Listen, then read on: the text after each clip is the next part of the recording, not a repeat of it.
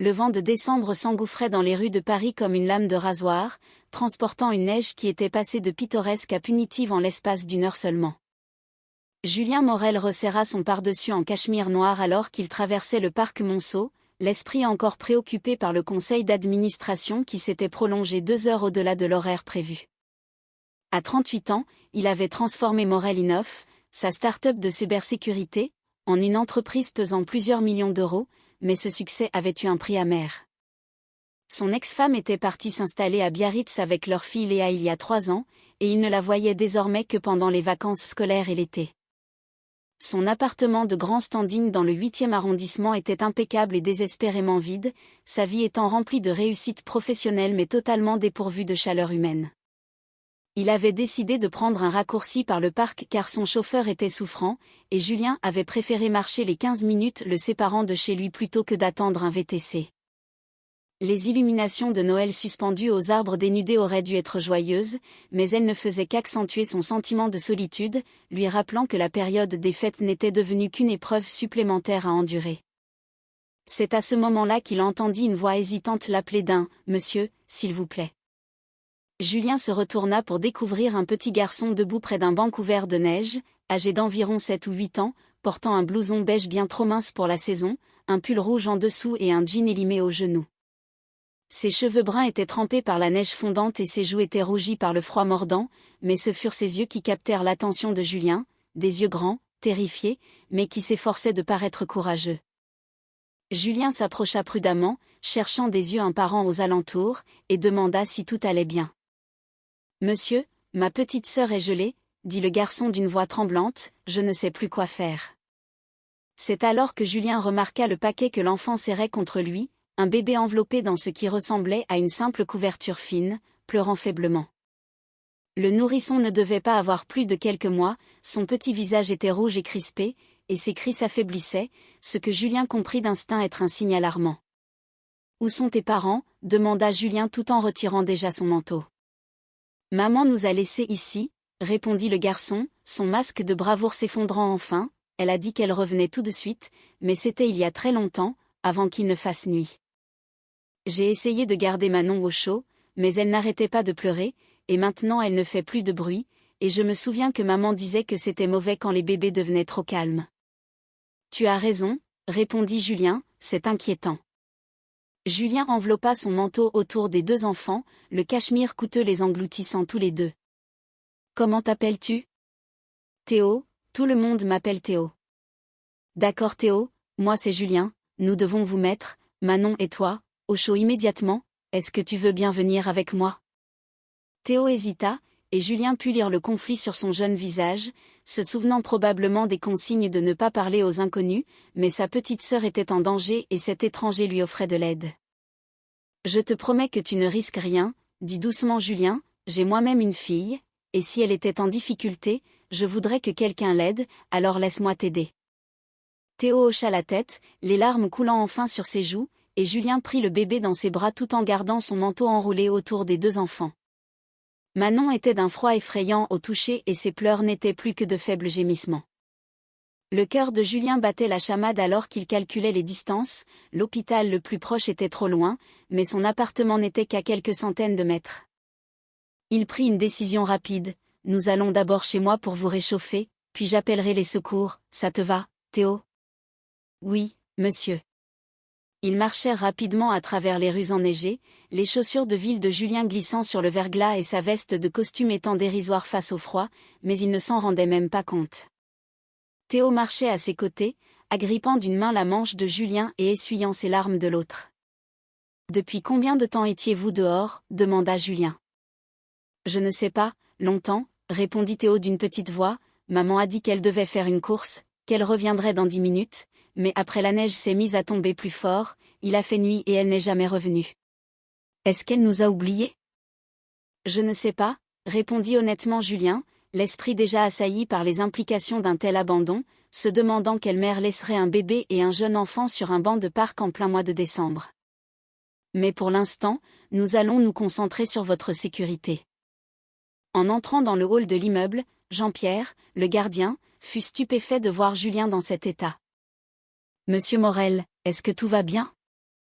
Appelez le docteur Beaumont, dites-lui que c'est une urgence et que j'ai besoin de lui à mon appartement immédiatement, puis contactez la police pour signaler que j'ai trouvé 2 enfants abandonnés au parc Monceau. Une fois dans l'ascenseur, Julien regarda le bébé dans ses bras, Manon avait cessé de pleurer et son petit corps était inerte, ce qui lui serra le cœur de terreur.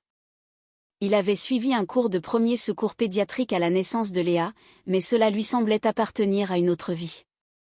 Son appartement était chaud, Dieu merci, et Julien alla directement au salon, déposant Manon délicatement sur le canapé tout en la gardant enveloppée dans son manteau. Théo restait près d'elle, anxieux.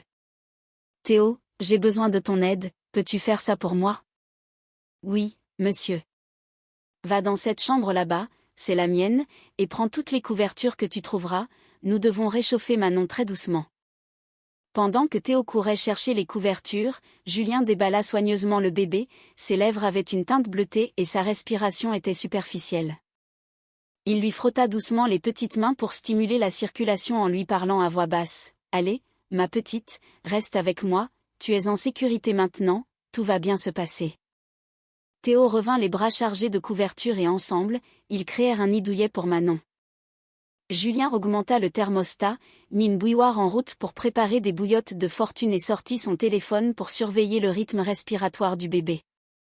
Le docteur Beaumont arriva 15 minutes plus tard avec sa sacoche médicale, suivi de près par 2 agents de police. Pendant que le médecin examinait le bébé, Julien s'installa avec Théo dans la cuisine, lui donnant une tasse de chocolat chaud pour lui réchauffer les mains. « Tu as fait tout ce qu'il fallait, » lui dit doucement Julien, « tu as gardé ta sœur au chaud du mieux que tu as pu et tu as demandé de l'aide, c'était très courageux de ta part. Est-ce que Manon va s'en sortir ? Le docteur s'occupe d'elle, elle est entre de bonnes mains. » L'une des policières, le lieutenant Leroy, s'assit avec eux. « Théo, peux-tu me raconter ce qui s'est passé aujourd'hui ? » L'histoire de Théo sortit par bribes hésitantes. Leur mère, Sandrine, était une mère isolée luttant contre des problèmes d'addiction, elle était sobre depuis 6 mois et faisait de son mieux, mais récemment, les choses s'étaient dégradées.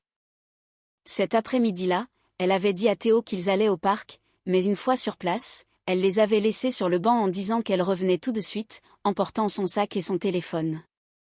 Théo avait attendu, protégeant Manon du mieux qu'il pouvait, mais les heures avaient passé et il avait eu peur de quitter le banc car sa mère lui avait dit de rester là, ce n'est que lorsque Manon avait commencé à s'affaiblir qu'il avait compris qu'il devait trouver du secours.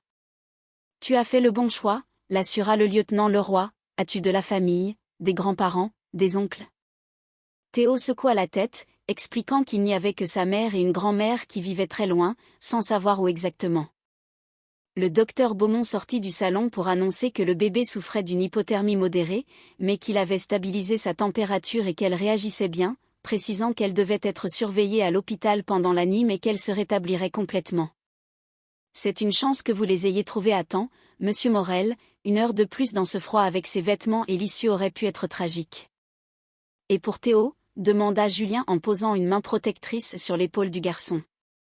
Il est épuisé et a quelques engelures légères aux doigts, mais avec du repos et de la chaleur, il ira bien, c'est un petit gars solide. Les heures suivantes furent un tourbillon d'activités, une ambulance arriva pour emmener Manon à l'hôpital Necker et Théo refusa catégoriquement d'être séparé de sa sœur, s'agrippant à la main de Julien avec une force désespérée. « Je vais venir avec vous, » se surprit à dire Julien, « si les officiers le permettent. » Le lieutenant Leroy accepta, précisant qu'ils auraient besoin de leur déposition à tous les 2 de toute façon. À l'hôpital, Julien attendit dans le service pédiatrique pendant que les médecins examinaient les enfants plus en profondeur, il appela son assistante Amélie pour annuler tous ses rendez-vous du lendemain.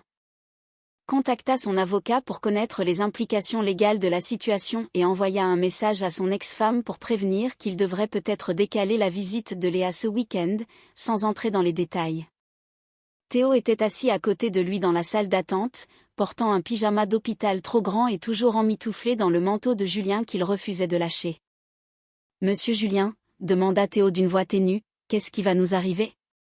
Si maman ne revient pas, où irons-nous avec Manon ? » Julien se posait la même question, connaissant la réalité de l'aide sociale à l'enfance, les foyers et la bureaucratie qui risquaient de séparer la fratrie si aucun placement commun n'était trouvé. Il pensa à Léa, aimée et en sécurité à Biarritz, puis à son appartement vide et à sa vie solitaire. Je ne sais pas encore, répondit-il honnêtement, mais je te promets une chose, je ferai tout ce qui est en mon pouvoir pour que Manon et toi restiez ensemble. Le lieutenant Leroy revint avec des nouvelles. La mère avait été retrouvée, arrêtée à quelques rues du parc alors qu'elle cherchait de la drogue, elle était dans un état second et se souvenait à peine d'avoir laissé ses enfants, elle était désormais poursuivie pour délaissement de mineurs.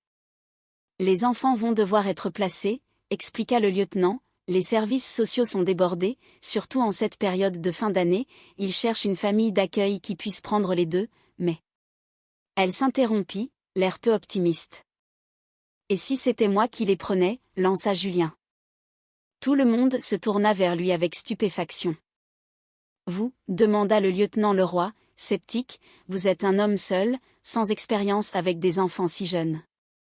J'ai une fille, je l'ai élevée pendant ces 3 premières années avant mon divorce, et j'ai les ressources nécessaires pour engager une nourrice, un psychologue et tout ce dont ils auront besoin. Théo me fait confiance, ils ont déjà vécu assez de traumatismes ce soir, les envoyer dans un endroit inconnu avec des étrangers ne ferait qu'aggraver les choses, laissez-moi les aider. Le lieutenant soupira, promettant de passer les appels nécessaires tout en précisant que c'était une procédure très irrégulière. Il fallut 4 heures, d'innombrables coups de téléphone, l'intervention de son avocat et une visite d'urgence d'une assistante sociale à son domicile, mais à 3 heures du matin, Julien rentrait chez lui avec les 2 enfants endormis dans sa voiture. Manon était installée dans un siège auto prêté par l'hôpital et Théo était attaché à côté d'elle, gardant une main protectrice sur le couffin. Julien les regarda dans le rétroviseur, se demandant dans quoi il s'était lancé, lui dont la seule préoccupation 24 heures plus tôt était un rapport de résultats trimestriels. De retour à l'appartement, il installa Théo dans la chambre d'amis et créa une nurserie improvisée dans son bureau pour Manon. Il donna le biberon au bébé sous le regard anxieux de Théo, qui ne se détendit que lorsqu'il vit sa sœur boire avec appétit.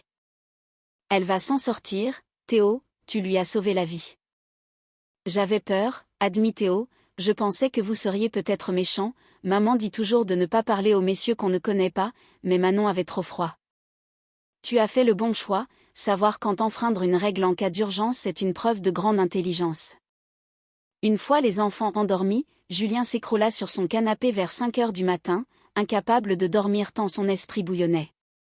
Il était devenu, en une nuit, le tuteur temporaire de 2 enfants traumatisés, alors qu'il avait une entreprise à diriger, mais en voyant le visage de Théo et le corps minuscule de Manon, un instinct protecteur qu'il pensait disparu depuis son divorce s'était réveillé en lui. Son téléphone sonna à 7 heures, c'était Amélie, son assistante. « Julien, dis-moi que les articles que je vois sur le web ne sont pas vrais, est-ce que tu as vraiment recueilli 2 enfants abandonnés? Comment est-ce déjà dans la presse? Quelqu'un à l'hôpital a posté sur les réseaux sociaux, on t'appelle le héros du parc Monceau, l'équipe de com est en transe. Dis-leur de ne faire aucun commentaire, ce n'est pas un coup de publicité, je ne pouvais juste pas les laisser. Je sais, c'est pour ça que j'ai dégagé tout ton agenda de la semaine, occupe-toi de ces petits, je gère la boîte. » Durant les jours suivants, Julien suivit un cours accéléré de parentalité, il engagea Madame Lefebvre, une nourrice expérimentée, rencontra des pédopsychiatres pour aider Théo à surmonter son traumatisme et réapprit à changer des couches et à préparer des biberons. Il découvrit que Théo faisait des cauchemars où il avait froid, qu'il aimait passionnément l'espace et qu'il était d'une intelligence vive malgré son jeune âge. Théo ne quitta pas sa sœur du regard pendant les 3 premiers jours, terrifié à l'idée que leur mère revienne les prendre ou que Julien change d'avis. « Je ne vais nulle part », l'assura Julien un soir alors qu'il construisait une cabane de couverture dans le salon, « vous êtes ici chez vous aussi longtemps qu'il le faudra. » 3 semaines plus tard, lors d'une audience devant le juge des tutelles, la situation de la mère fut examinée, elle avait été condamnée à un programme de désintoxication obligatoire et ne pourrait pas s'occuper de ses enfants avant au moins 1 an de sobriété prouvée. La juge regarda Julien par-dessus ses lunettes. « Monsieur Morel, les services sociaux rapportent que les enfants s'épanouissent chez vous, Théo va à l'école et voit un thérapeute, et le bébé est en parfaite santé, je vais donc vous accorder la garde provisoire. Mais je dois vous demander, pourquoi faites-vous cela? Vous êtes un homme d'affaires très occupé. » Julien regarda Théo qui lui adressait un sourire timide depuis le banc. « Quand je les ai trouvés, ils étaient en danger, mais au fil des semaines, ils sont devenus ma vie. Théo m'a rappelé ce que c'était que d'être curieux de tout et de faire confiance malgré les blessures. Manon me rappelle que la vie est fragile et précieuse, ils m'ont apporté bien plus que je ne leur ai donné, nous sommes devenus une famille. La juge sourit légèrement et accorde à la garde. 6 mois plus tard, Léa vint de Biarritz pour les vacances et, malgré les craintes de Julien, elle tomba immédiatement sous le charme de Théo et Manon, demandant même s'ils pouvaient rester pour toujours. 1 an après cette nuit de neige, Sandrine, la mère biologique, réalisa qu'elle n'était pas capable d'offrir la stabilité que ses enfants méritaient et accepta de renoncer à ses droits parentaux pour que Julien puisse les adopter officiellement. « Promettez-moi de leur dire que je les aimais », demanda-t-elle lors d'une rencontre poignante, et que je n'étais juste pas assez forte. « Je leur dirai la vérité sur leur origine, ils le méritent », répondit Julien. L'adoption fut finalisée un après-midi de décembre, presque 2 ans jour pour jour après leur rencontre au parc. Théo, maintenant âgé de 9 ans, tenait Manon dans ses bras alors que la juge les déclarait officiellement enfants de Julien Morel. Ce soir-là, Julien était assis dans son salon, qui n'était plus impeccable mais jonché de jouets et de livres, et regardait Théo aider Manon à construire une tour de cubes pendant que Léa était en appel vidéo pour leur souhaiter bonne nuit. Son téléphone vibrait de messages professionnels, mais pour la première fois, il ne ressentait aucune urgence à répondre.